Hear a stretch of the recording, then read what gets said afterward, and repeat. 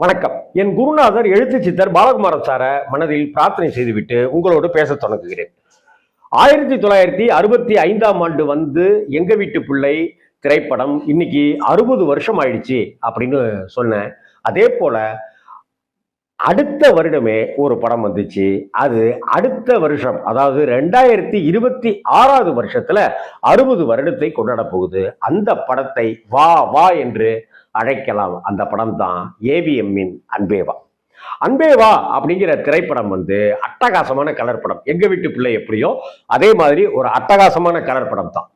அந்த ஏவிஎம் படத்துக்கும் எம்ஜிஆர் அவர்களுக்கும் அன்பே வா திரைப்படத்துக்கும் பல சுவாரஸ்யங்களை நாம் சொல்ல முடியும். என்ன அப்படின்னு சொன்னாக்க, ஏவிஎம் நிறுவனத்துல எம்ஜிஆர் அவர்கள் நடித்த ஒரே ஒரு படம் அன்பே வா தான். அதற்கு முன்னாடியும் சரி அதற்கு பிறகும் சரி அவரை வைத்து அந்த கூட்டணி அப்படின்றது அமையவே இல்லை. ஏவிஎம் தயாரிப்புல எம்ஜிஆர் நடித்த ஒரே படம் அன்பே வா. ஆனா அந்த ஒரே படம், நான் ஒரு தடவை சொன்னா 100 தடவை சொன்ன மாதிரி ரஜினி சொன்ன மாதிரி, அந்த ஒரு சோறு பதம் அப்படிங்கிற மாதிரி இன்னைக்கு வரைக்கும் கொண்டாடப்பட்டுக்கிட்டு இருக்கு அன்பே வா. 1966 வருது இந்த படம். அந்த படம் வந்து என்ன அப்படின்னாக்க, ஏவிஎம் தயாரிச்சு ஏசி திருலோகச்சந்தர் டைரக்ட் பண்ணின படம். பொதுவா ஏவிஎம் உடைய ஆஸ்தான இயக்குனர்கள்ல அந்த காலத்துல கிருஷ்ணன் பஞ்சு, ஏ பீம்சிங் அப்படின்ட்டுலாம் இருந்தாங்கனாக்க, ஒரு கட்டத்துக்கு பிறகு ஏசி திருலோகச்சந்தர் ஆஸ்தான இயக்குனராக இருந்தாரு.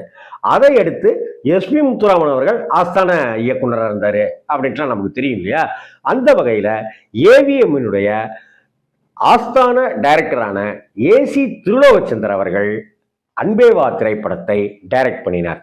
இங்கேயும் இன்னொரு விஷயத்த சொல்றேன்.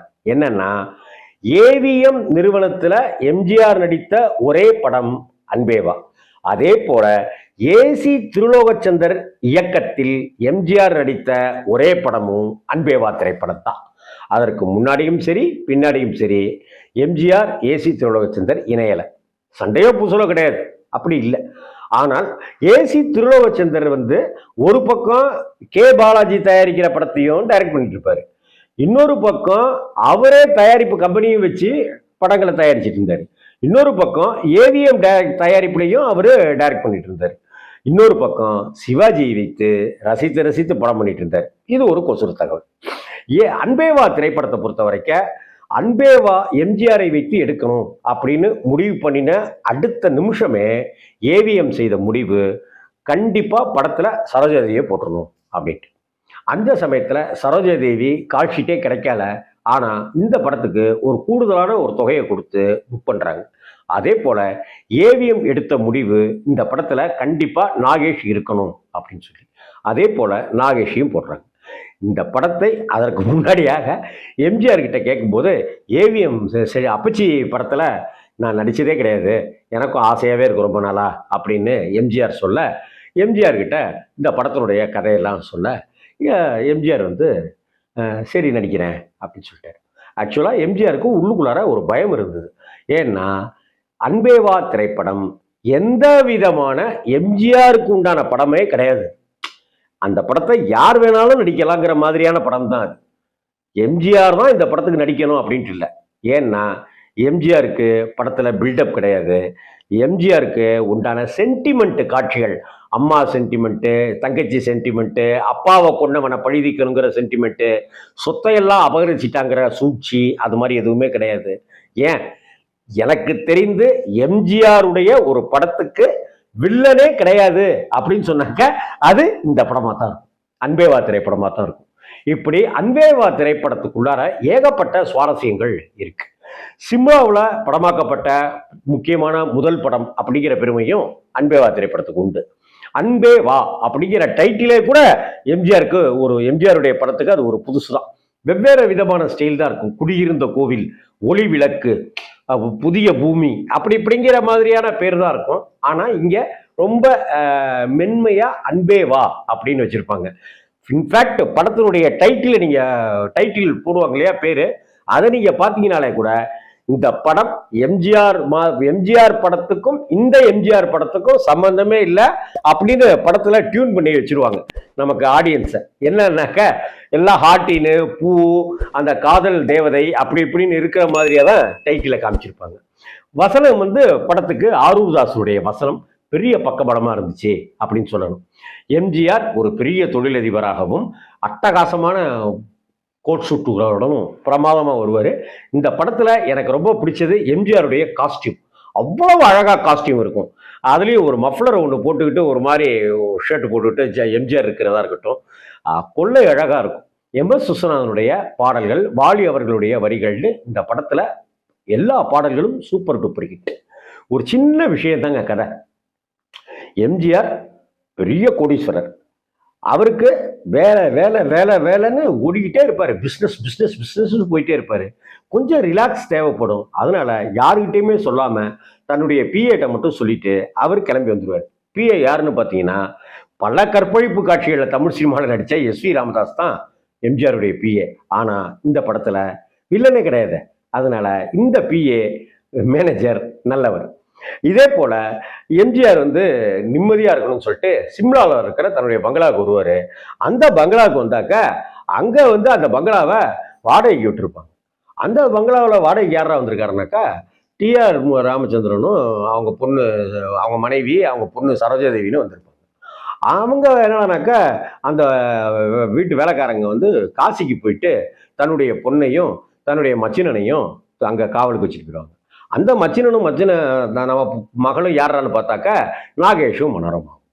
நாகேஷ்க்கு அந்த பில்டிங்கோட பங்களாவுடைய ஓனர் எம்ஜிஆர் இவர் தான் அப்படின்னு நாகேஷ்க்கு தெரியாது. ஆனால் மனோரமாவுக்கு நம்ம முதலாளி யாரு அப்படின்னு அவங்க பார்த்துருப்பாங்க. எம்ஜிஆர் அங்கே வருவார். அந்த பங்களாவில், தன்னுடைய பங்களாவில் அவரே காசை கொடுத்து வாடகைக்கு தங்குவார். அங்கேயே சரோஜாதேவியை பார்ப்பார். அங்கே இருக்கிற நாட்கள் சரோஜாதேவிக்கும் அவருக்குமான சம்பாஷணைகள், காட்சிகள், மோதல்கள், முட்டல்கள் அப்படின்னு வந்து அது ஒரு கட்டத்தில் காதலாகி டக்குன்னு உடையும், காதலாகி டக்குன்னு உடையும். பொய், டிராமா, ஏமாத்து வேலை அப்படின்னே ஒவ்வொரு கட்டமும் உடஞ்சி உடஞ்சி உடஞ்சி ஒரு வெறுப்பினுடைய உச்சிக்கே சரோஜாதேவி போயிட்டு இருப்பாங்க. ஆனால் எல்லாத்தையும் விளையாட்டா, ஜாலியா, ரிலாக்ஸ்டா பண்ணிட்டு இருப்பார் எம்ஜிஆர். இதுவே எம்ஜிஆருக்கு ஒரு புதிய கதைக்களம் தான். இப்படிப்பட்ட ஒரு இதனுடைய வேற ஒரு வெர்ஷன் தான் குஷி திரைப்படமாக எஸ்.ஜே. சூர்யா படத்தை நம்ம பார்க்க முடியும். இதனுடைய காப்பின்னு நான் சொல்ல வரல, கிட்டத்தட்ட இதே பாணி தான் அந்த படத்துல இருக்கும். காதல் இருக்கும், இருக்காது, சொல்லுவாங்க, சொல்ல மாட்டாங்கன்ற மாதிரி எஸ்.ஜே. சூர்யா பாணிலேயே சொல்லலாம். இந்த அப்படிப்பட்ட ஒரு சூழ்நிலையில இந்த படத்துல கிளைமாக்ஸ்ல என்ன நடக்குது அப்படின்றதும், எஸ்.ஏ. அசோகன் அவரு எஸ்.ஏ. அசோகன் இல்லாத ஏவிஎம் படங்கள்ன்றத விரல் விட்டு எண்ணிடலாம். ஏன்னா ஏவிஎம் சரவணன் அவர்களும் எஸ்.ஏ. அசோகன் அவர்களும் ஒன்றாக படித்த கல்லூரி நண்பர்கள். அதனாலேயே எஸ்.ஏ. அசோகன் ஏவிஎம் ஒரு சீனாவது ஒரு அந்த படத்துல வந்துருவார். அதே போல இந்த படத்திலையும் ஒரு அட்டகாசமான ஒரு ரோல் அசோகனுக்கு உண்டு. என்னன்னாக்க, சரோஜாதேவியினுடைய முறை மாப்பிள்ளையாக அசோகன் வருவாரு. பார்த்தா அங்க அவரை வரவேற்கிறதுக்கு காத்திருக்கும் போது பார்த்தா அவர் எம்ஜிஆருடைய நல்ல நண்பரா இருப்பார். 2 பேரும் கட்டி பிடிச்சுக்குவாங்க. ஆக எம்ஜிஆரும் சரோஜாதேவியும் காதலாகி கசிந்து கனிந்து அப்படி உருகிக்கிட்டு இருக்கிற சமயத்துல அவரு வந்துட்ட உடனே அவரை தான் கல்யாணம் பண்ணி வைக்கணும்னு டி.ஆர். ராமச்சந்திரன்லாம் முடிவு பண்ணி வச்சிருக்க. அந்த வழியிலையும் வேதனையிலையும் சரோஜாதேவி இருக்க. ஆனா இவங்க 2 பேரும் தன்னுடைய நண்பன் தான் நம்ம காதலிக்கிற பொண்ணை வந்து காதலிக்கிறான், அவன் தான் சொந்தக்காரன், அதனால அவங்க 2 பேரும் நல்லா இருக்கட்டும் அப்படின்னு எம்ஜிஆர் விட்டு கொடுக்க, அது ஏத்துக்கிறதுக்கு மனசு இல்லாம சரோஜாதேவி வேதனையோட இருப்பாங்க. இது இவங்க 2 பேரும் தான் காதலிக்கிறாங்க அப்படின்னு சொல்லிட்டு அசோகன் விட்டு கொடுக்குற அந்த இடம் ஒரு கவிதை மாதிரி இருக்கும். அதே போல படத்துல வில்லன்கள் அப்படின்னு யாருமே கிடையாதுன்னு சொல்லியிருந்தேன். படத்துல ஒரு பெரிய பைல்வான் வெயிட் லிஃப்டிங்லாம் தூக்கிட்டு இருக்கிற சமயத்துல அங்க கிண்டலும் கேலியும் நடக்க, அதை பார்த்து அந்த பெரிய குண்டா இருக்கிற அந்த பைல்வான் ஆவேசப்பட, அப்போ ஒரு சின்னதா ஒரு ஃபைட் லேசா நடக்கும். அதற்கு பிறகு எம்ஜிஆர் வந்து அந்த பைல்வான் அடிச்சு போட்டுட்டு வந்துருவாரு. அதுக்கு பிறகு கிளைமாக்ஸ்ல எம்ஜிஆர் வந்து அந்த பங்களாவுடைய ஓனர்னும் அவர் மிகப்பெரிய தொழிலதிபருங்கிறதும் மிகப்பெரிய கோடீஸ்வரருங்கிறதும் சரோஜாதேவிக்கு தெரிய வரும்போது, அந்த நிச்சயதார்த்தத்தின் போது சரோஜாதேவி கோபித்து கொண்டு ஓடிடுவாங்க. ஒரு கட்டத்தில் தப்பிச்சு அடி ஓடும்போது எம்ஜிஆர் தொடர்ந்துகிட்டே வருவாங்க. அப்போ ஒரு கிளப்புக்குள்ளார புந்துருவாங்க. அந்த கிளப்புக்குள்ளார எம்ஜிஆர் இருந்து சரோஜாதேவியை பிடிக்க, அங்க எம்ஜிஆர் கிட்ட அடி வாங்கின அந்த பைல்வான் அங்க உட்காந்துருப்பாரு. சரிடா, பெரிய ஃபைட் இருக்க போதுடா, எம்ஜிஆர் படத்தில் வில்லன் இல்லாமல் இருக்குமா அப்படின்னு சொல்லிட்டு இருக்க, அங்கே நடக்கிற ஒரு சின்ன ஃபைட்டுக்கு பிறகு அவர் எம்ஜிஆர் அடித்து கொள்றதுக்கு அவர் வரும்போது குறுக்க புந்து அடிக்காதீங்க அப்படின்னு சொல்ல, ஓ சாரி, லவ்வர்ஸ் ஃபைட் அப்படின்னு சொல்லிட்டு போக மொத்த தேட்டரும் கைத்தட்டு. அப்படிப்பட்ட எம்ஜிஆர் பாணியே இல்லாமல் வந்த ஒரு எம்ஜிஆர் படம் தான் அன்பே வா. அன்பே வா அப்படிங்கிற திரைப்படம். அந்த படத்துல இருக்கிற பாடல்கள் எம்.எஸ். விஸ்வநாதன் லட்டு லட்டா போட்டு கொடுத்த பாடல்கள், டிஎம்எஸும் சுசீலாவும் கொஞ்சி கொஞ்சி கொஞ்சி கொஞ்சி பேசின பாடல்கள், பாடிய பாடல்கள் அப்படின்னு இந்த படத்தை பற்றி சொல்றதுக்கு அவ்வளோ விஷயம் இருக்கு. சிம்லாவினுடைய ரம்மியம் அவ்வளவு அழகா இருக்கும். பல காட்சிகள் சிம்லாவில் எடுக்காம நம்ம ஊட்டி கொடைக்கானலே எடுத்திருக்கிறதும் நடந்திருக்கும். இந்த புதிய வானம் புதிய பூமி உதய சூரியனின் பார்வையிலே அப்படின்னு 1966 வந்த படத்துல இந்த பாட்டுல எழுதியிருப்பாரு வரிகள். உதய சூரியனின் பார்வையிலன்னு எழுதியிருப்பாங்க. அப்ப திமுக கட்சி ஆரம்பிச்சாச்சு. உதயசூரியன் சின்னம் வந்துருச்சு. சென்சார்ல உதயசூரியன் இருக்கக்கூடாது அப்படின்னு சொன்ன உடனே புதிய சூரியனின் பார்வையிலே அப்படின்னு அதை மாத்தினாங்க. லிப் மட்டும் உதயசூரியன் இருக்கிற மாதிரி அப்படியே அமைஞ்சிருச்சு. இல்லை, வார்த்தைகளை மட்டும் மாத்தினாங்க. அந்த பாட்டில் ஏவிஎம் சரவணனும் சும்மா அடி வந்துட்டு அடி போயிடுவாரு. பத்திரிகையாளர், எழுத்தாளர், பத்திரிகையோட ஜாம்பவான் சாவி அவர்களும் அந்த புதிய வானம் புதிய பூமி அந்த பாட்டில் அப்படி தெரிவார். அவர் யாருக்கு பெருசா தெரியாது அந்த சமயத்துல. அவரும் வந்துட்டு போயிடுவாரு. ரொம்ப அழகான நாகேஷனுடைய காமெடி சரவெடி படத்துக்கு பெரிய பலமா இருந்தது. நான் யாருக்கு தெரியுமா அப்படின்னு எம்ஜிஆர் கேட்கறதா இருக்கட்டையோ, ஃபோன்லலாம் முகம் தெரிகிற அளவுக்கு இன்னும் கண்டுபிடிக்கலையா அப்படின்னு சொல்லுவார்.